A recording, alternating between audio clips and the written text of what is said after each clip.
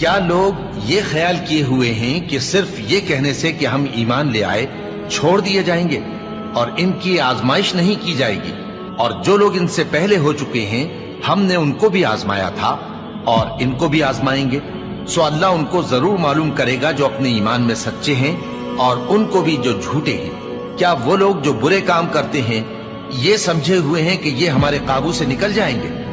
جو فیصلہ یہ کرتے ہیں برا ہے۔ جو شخص اللہ کی ملاقات کی امید رکھتا ہو تو اللہ کا مقرر کیا ہوا وقت ضرور آنے والا ہے، اور وہ سننے والا ہے، جاننے والا ہے۔ اور ہم کسی قدر خوف اور بھوک اور مال اور جانوں اور میووں کے نقصان سے تمہاری آزمائش کریں گے، اور صبر کرنے والوں کو بشارت سنا دو